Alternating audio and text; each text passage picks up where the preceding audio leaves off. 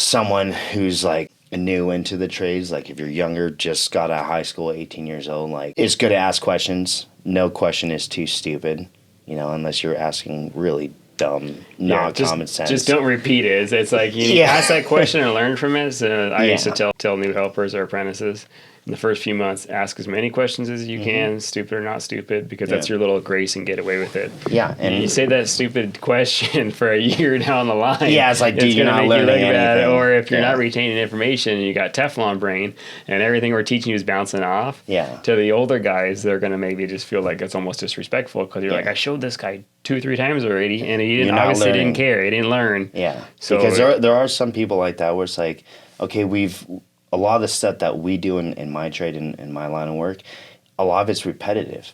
So if you're not learning after like the first week of like one main thing, what are you here for?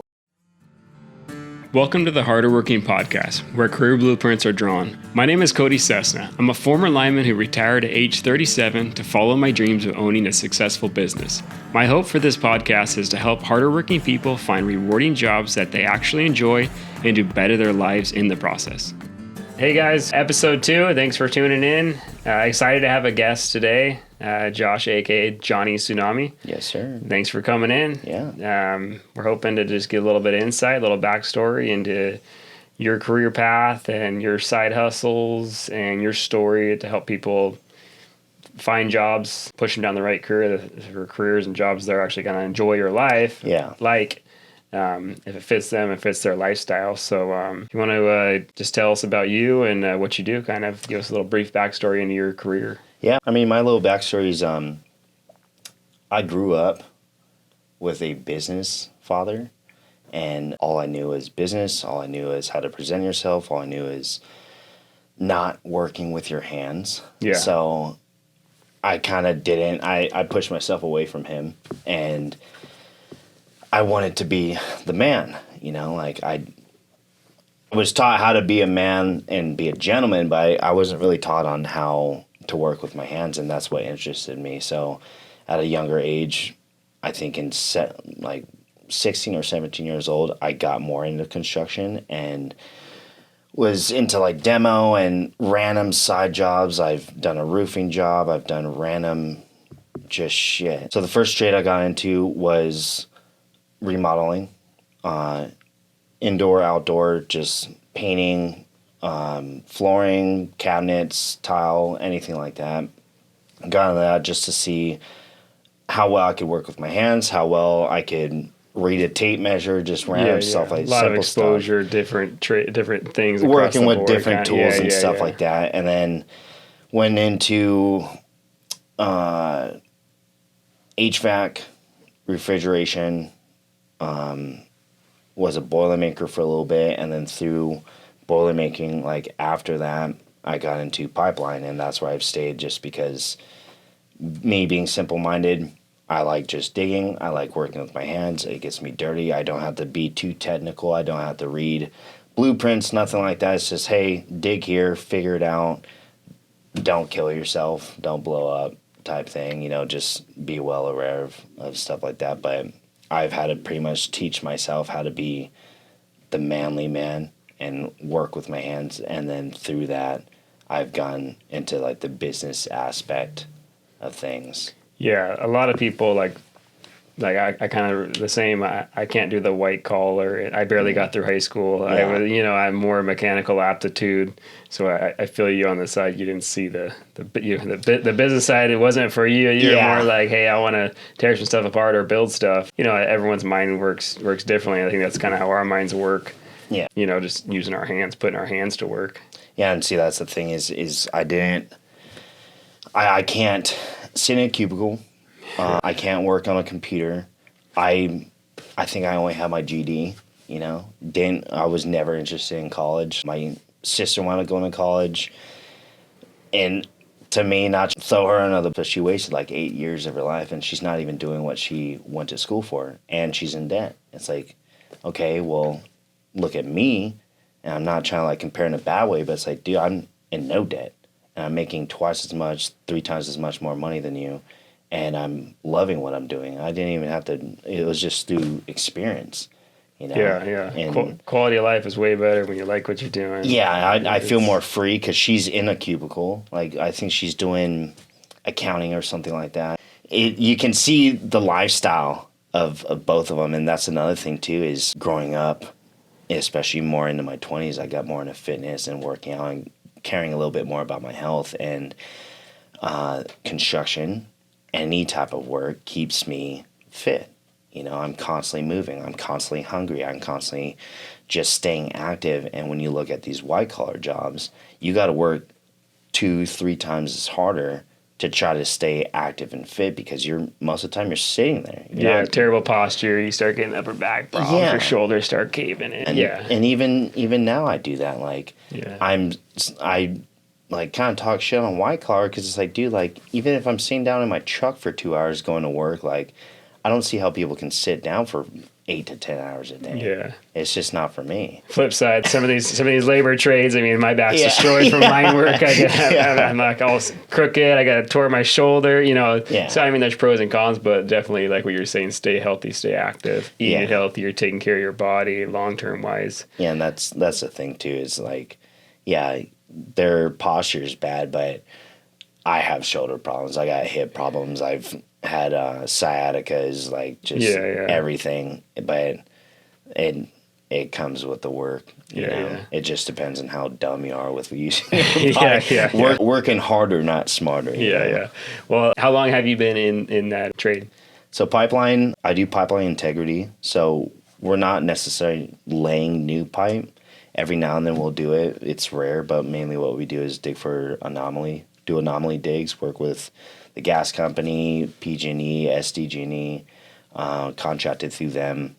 I've been working with them my company for about 5 years now. Okay. This will be my 5th year. And then, I like doing it, but I'm trying to move into something else, maybe cranes, maybe operating, because I'm tired of breaking my back. Well, that's another thing too. Like me with line work, there's different I can pivot different avenues, and I went into the last year when I was working, I went into P-specking where I planned the jobs I laid out. There's kind of like retirement roles where if you wanted to get out of the field, are there other avenues to go down within that trade?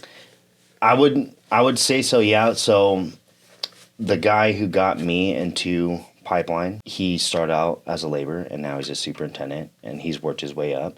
So he's more into the white collar, like, stay in the office. He does come out to the job site and does the job scopes. Management leads the guys because he's gotten to see kind of every aspect of what the job entails. He knows how to run a job, but then, like in my aspect, like what I do, I'm a laborer. So through that, you get experience with heavy equipment, backhoes, excavators, reach lifts, random stuff around the pipeline job site, and you can go into local 12, local 3, wherever you're from, operating engineers union, and you can get into it from that. Also being in labor, you can get into welding or being a welder helper, and then get into that sort of trade because they're pretty much doing the same kind of work that we are. Yeah. So it's good. So you can swap pretty much. If you get burned out on one thing, you can start kind of go this way, go that way. Yeah. And you can maybe put your experience with all that stuff helps. Yeah. Like I'm trying to get to local 12. I'm trying to be an operator because I'm not breaking my back. I'm not digging. I can sit a little bit longer, although operators do have back problems because they're sitting down and bouncing around. Time just depends, It's a lose-lose no matter what. But we're going to try and prolong our backs as long as possible. And then what can somebody kind of expect to make, kind of like the lower base, and then versus like doing a lot of overtime, pick up overtime? What do you think like a per year someone can expect? Per year, and this is depending on what trade you do. I know with mine, if you started out as an apprentice and went through the school, maybe up to 80, 90 grand, but you're only making like 20 something an hour. But if you got like sponsored in from someone you knew higher up, whatever it may be, if you got sponsored in from a union, you could start off, I know for us, I think we start off at like 39 an hour. Pretty good. It's pretty good, but then it just depends on what company you can go to. So there's all these different factors and stuff like that. But just broad, generally, I guess. Generally 100 to 200 depending on the overtime and this and that. So that's just with my most cubicle jobs right there. And that's with my simple trade. That's just with digging. Yeah, I imagine like your superintendent. He didn't leave that behind, so he obviously went up to with his experience. Yeah, experience and time, make more money, do less work. Pretty much, it's kind of how it is. The more money you make, the less you work. Yeah, exactly. And a lot of those companies, or it's the more money you make, the more you work. Because I know, he's not on the field, but you're working nonstop, even at home, getting calls nonstop. Because our hours are only from like 6 o'clock until 4, 10, 12-hour days sometimes, but he's still getting calls at night because I'll hit him up about work at like 10 o'clock at night sometimes. Like, hey, what are we going to do next week? Or, or on the weekend. So being a higher up, you're going to get blown up, working nonstop. Yeah, I mean, he's charging the company for it. Yeah. So whenever you text him, he's probably stoked on getting that OT. Yeah. Is there anything about your job that you dislike that you want to be forward with and tell everybody about, kind of? With attitude, I think it's one thing I dislike because my whole attitude and mindset has changed. It just depends on the person, obviously, about your mental strength. But with me, I've realized I curse more. I used to have more of a party mindset to where I'm making great money. What can I spend it on? I get bored. So that's kind of like a downside of it is you're actually affording your lifestyle now. Just depends on what you're doing. And I would say that's like a con of it with the lifestyle part. But with actually working in my trade, I'm hurting myself. Like I'm straining. I'm tired. I still go to the gym and beat myself up in there. So the weather can get to you too. We're working outdoors all the time. So there's times where it could rain and we have to work in it. We don't get rained out like certain trades. Like I know iron workers get rained out because they're up on steel high as hell. Yeah, it makes sense. Yeah. Yeah, but with us, it's like, all right, well, just put on some rain gear, start digging. Yeah. So, no matter.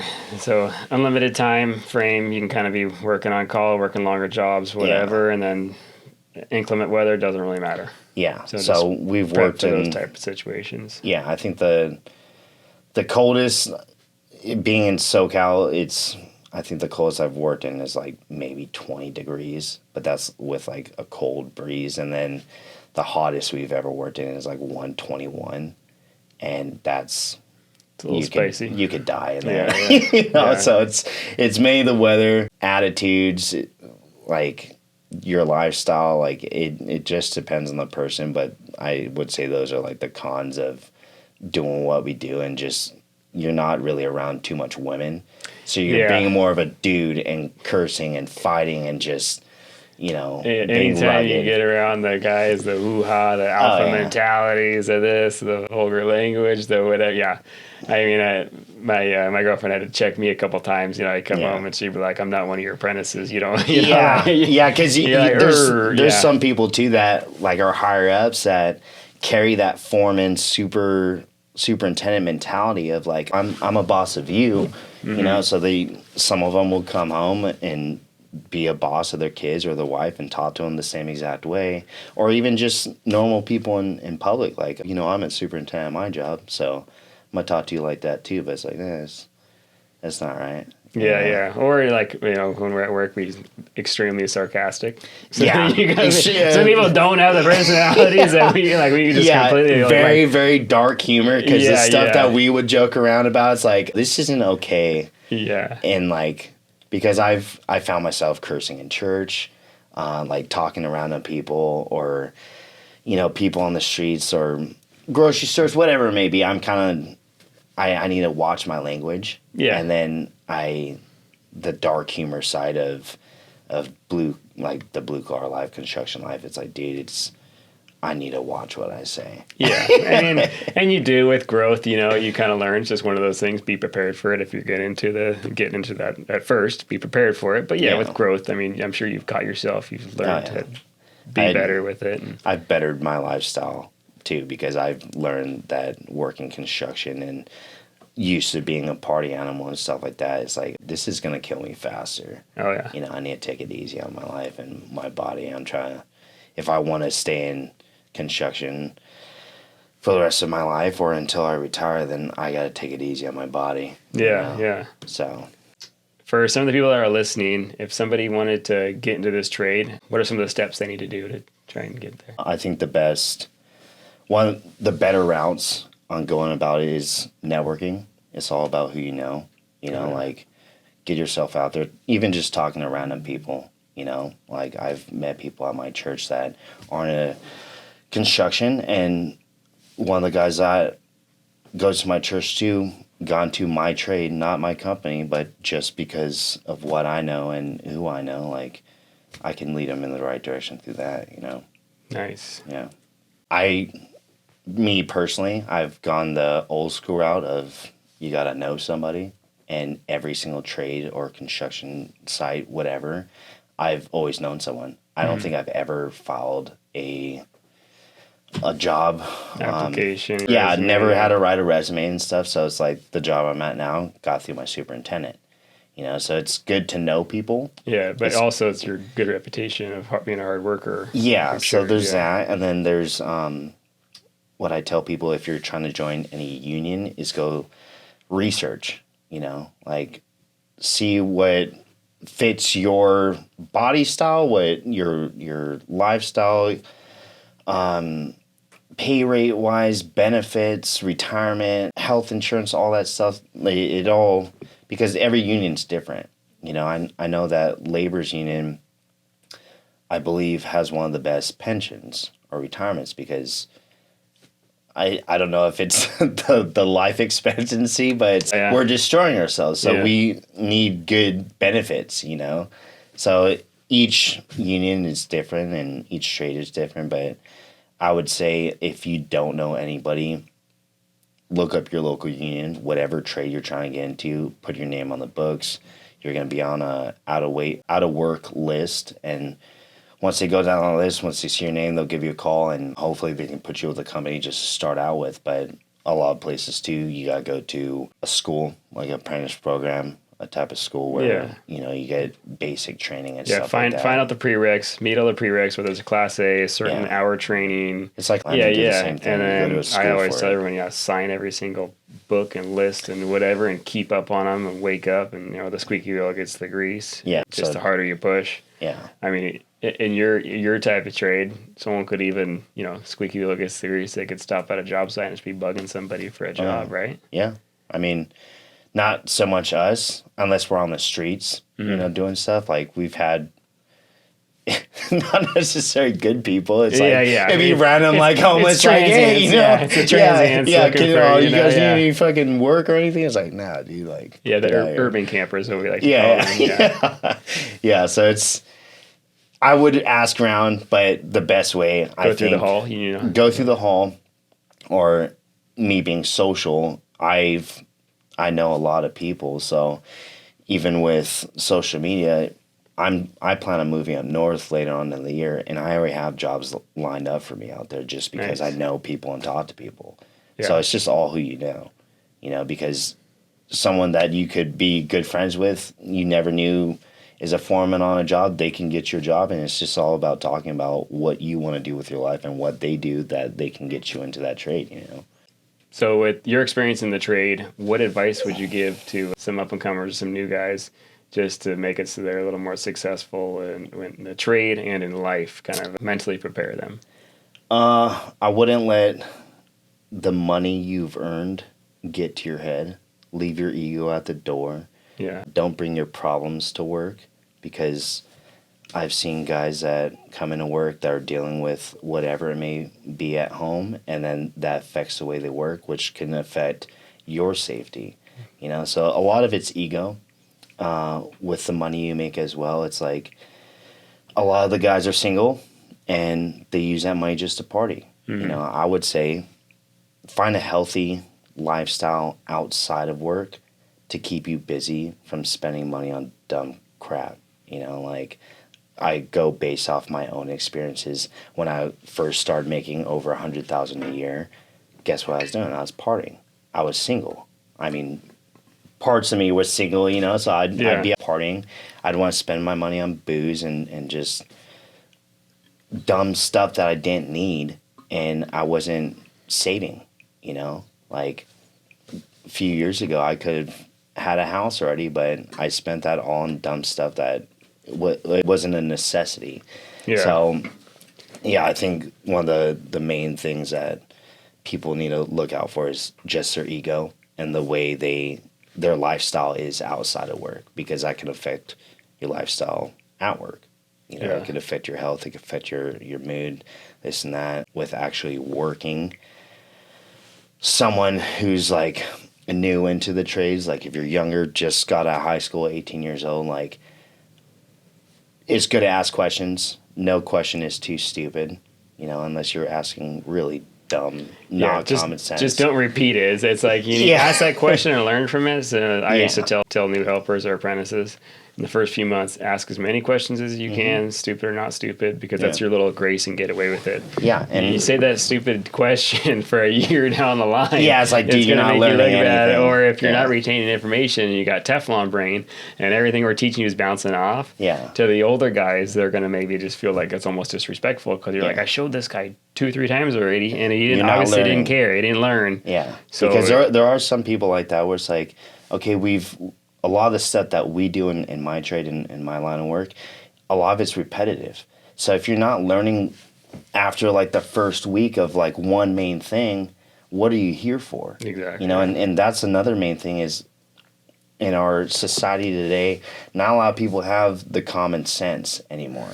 So when you don't have common sense, that can kill someone. Exactly. You know, that can take someone down or hurt someone like really bad, you know, because that all comes with safety. So the best things that I could give advice to someone is leave your ego, control your money, don't spend stupidly, common sense, ask questions, because even when I first started out, a lot of the guys, I didn't have experience in this trade, in this line of work, and people didn't think I worked hard, but the amount of questions I asked showed that this guy's interested and he wants to learn, and I've learned through that, you know. So I would say those are like the main things is don't get caught up in your money. Don't let the money get to you. It is kind of detriment, or it can deteriorate your mental health if you're not in the right headspace. Like leaving work, you could be too tired. If you're fighting with your wife or whatever at home, that could beat you down too, you know. So there's so many factors. You got problems at home, then you bring them to work, and your mind's not on task. Your mind's not on task. That's when accidents or something could happen. That's usually how accidents happen, is when you're not there. We had a guy on our job site that was just doing Firewatch, you know, and his mind space wasn't there because he was just going through personal physically stuff. There, not mentally there.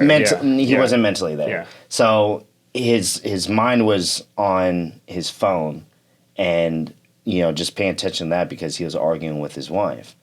And then as a Firewatch, you're not supposed to be on your phone. You're not supposed to.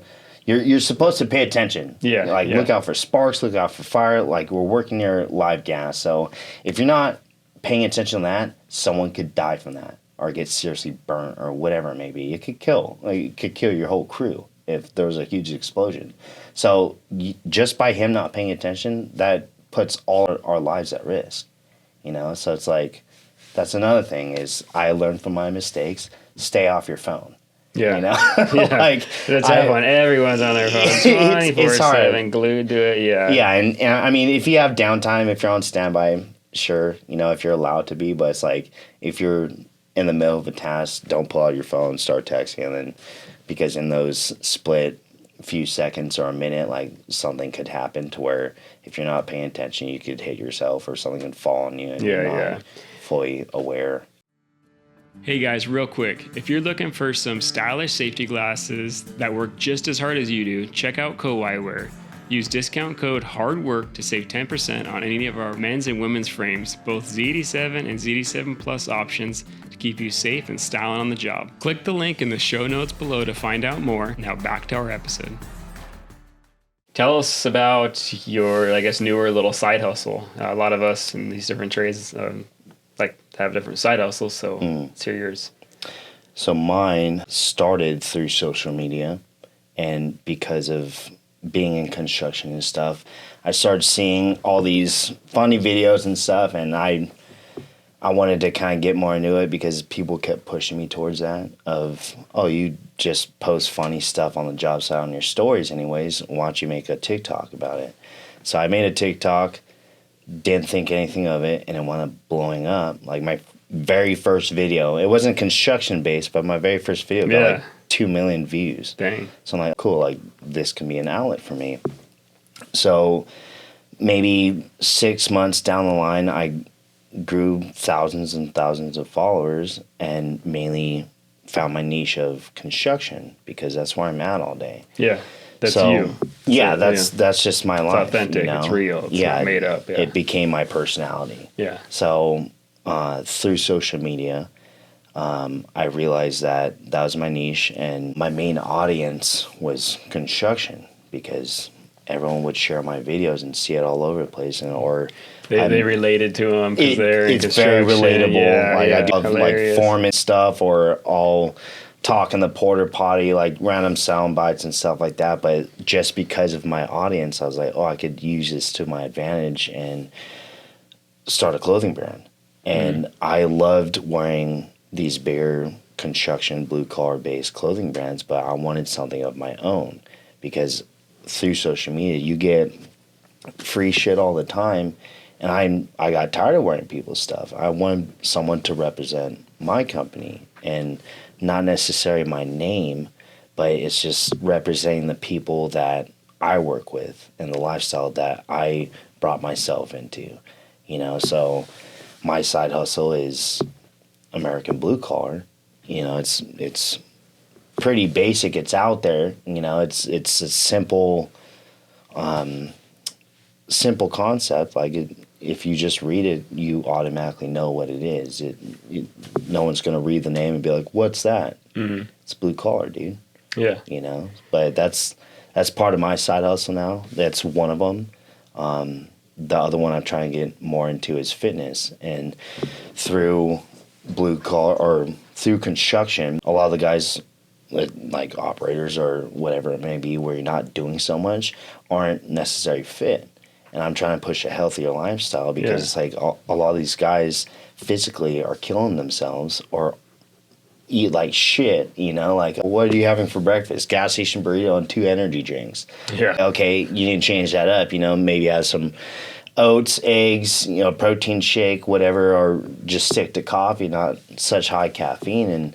And my other side hustle will be online coaching, personal training, stuff like that to help the blue collar community be more active and fit and live a healthier lifestyle so they could continue to work healthily, you know, and not kill themselves or have a heart attack from just eating gas station burritos. I mean, just eating clean is number one, and 80% of working out, getting results is all your diet. Is your diet. Yeah. So that's huge. Something I've like with your clothing, you know, it's authentic, it's you, it's part of you, it's who you are. So I think that's why it's, you know, you've already had a lot of success. I see it having a lot of success. Yeah. And you spend zero money in advertising. Yeah. And so, you're blowing up just because you're authentically you, and the clothing company is authentically, it is what it is. It's you, it's your lifestyle, whether it's working out in the gym or at work, construction, or just being funny. Yeah. You know? And see, that's what my main thing is I have a lot of supporters that just like the style that I have with the designs or just simple fun, because a lot of the people that buy my stuff is men. So I don't like doing crazy designs. I don't like being out there being simple-minded men. We just like something with words on it or just one small design. So there's that, and then I think it's good. It's like relatable too. Like you can wear your shirt. So like I would wear like lineman shirts when I would go camping somewhere. yeah, And people would see different lineman shirts, and they'd be like, "Hey, or you're going in out this to the trade, desert or something like yeah." that. It kind of like you kind of meet and mingle your same type of people. Yeah. That you can kind of get along with. So like, say you went to Supercross, you said you saw someone with one of your shirts. There's a bunch of people wearing my stuff. Like how awesome is that? Not only to see yours, but then it kind of like you get to see like people like like your type of people, and all these lifestyles intermingle. Yeah, exactly. Because it's like, okay, not everyone's into riding out in the desert or going to Havasu or whatever it may be. If I saw someone wearing my stuff that's just in the gym, it's like, cool. Like, you represent American blue collar and you're living a healthy lifestyle. Or, you just whatever you do outside of work, and you're representing that, other people in that community like can join in together, That's like awesome. how you said about the lineman stuff. It's like, yeah, if you go camping and see another person, if someone sees you wearing something lineman related and they're lineman, it's like, cool, you guys can intermingle and just talk and make a new friend, get a job from it, get a job from it. You're networking. Yeah, You just network through simple conversation of what you do. Like if he worked with a bigger company with better hours and benefits and stuff like that, it's like, cool, you can switch over there if they have job openings, Yeah, that's like awesome. And I mean, you've been doing that for how long now? What? The clothing. Clothing, I started in June of 2023, so it hasn't even been a year yet. You're already crushing it. I'm already up there, almost at 30,000 followers on my business account, and even I think the coolest part about it is we're shipping internationally. And before it was just blue collar boys, and now I'm doing more universal of just American blue collar because like guys and girls can wear it. But with it being American blue collar, I have people in Canada wearing my stuff, Australia, people in Europe, Switzerland, Sweden, Germany. Like I have random people that just like who I am and want to represent, and they don't even ask if I can change the font or to their country. Yeah. They just want to rep America because of our opportunities we have out here and how free we are. And, it's pretty cool to see those people respect our country. That's awesome. Yeah. Another feature or highlight about you is you're sober. A lot of people in the trades are not sober or need to be sober. Can you share with us just some benefits, help some of these guys out about that lifestyle? Yeah. I mean, also, I don't like giving too much advice because I only go based off my own advice and my own experiences. And for me, I went sober because it was affecting my work life, like bad, to where I'd show up late, I'd call out. I wasn't as effective as at work. I wasn't efficient in what I was doing. So that's one thing. And then just the lifestyle, it was destroying my body. Mm-hmm. We're already destroying our bodies at work, plus the gym, plus whatever substance you're taking, especially alcohol. So I try to push more of a sobriety on everyone out there. I try to put more content out there because I want people to see this. Like, dude, it's the one decision in your life you'll never regret. Yeah. People make regrets with job choices or different trades and stuff like that, and you learn from that or move on or stay where you're at. But with sobriety, no one ever thinks like, oh, it sucks. I'm so glad I did that. Like it's a good lifestyle. And I wish more people would join that lifestyle because it's so much healthier. Your mental health is all there because with working crazy hours and stressful job sites and stuff, that can deteriorate you alone. So when you leave the job site and kill yourself with substance, it's like, dude, you're just going down the drain, and I don't want that for any of my friends. Yeah, cutting your lifespan and your body's ability to keep operating down a lot. I think it's good, and just making people aware, and you're not telling people what to do. Just sharing your experience is good. Letting guys hear it, because I'm sure there's guys out there that do need to hear it. Yeah, and do need to know that there's other people that have done it, or and just going back to like the clothing brand and stuff. I've had people buy my stuff that aren't even blue collar and just like me for who I am and support me. And that has nothing to do with construction. It's just my lifestyle. Yeah. I'm like, ever since I've gotten sober, the first year, I've been sober for 2 years and 3 months now. And ever since I've gotten sober, the very first year I stayed single, worked on my mental health, went to therapy, went to 2 different types of therapy. One just for relationship advice and learning how to better conduct myself as a human, and then another one was just trauma. So I just fixed myself mentally, and then I put more aspect into physical, and then really pushed myself in just business and work and stuff like that and everything. Dude, I've had so many friends who've had the same success story once they change their life around. Dude, I'm happy as hell. I'm newly engaged. Like, have a great fiance. Like, I'm happy. And I got more money in the bank. Your body's liking it. Yeah. I'm mentally, physically, spiritually, emotionally, I'm perfectly healthy. I used to deal with depression a lot because of the bottle. I don't have that anymore. I can actually be intact with my feelings, and I'm not going down the drain with stuff. And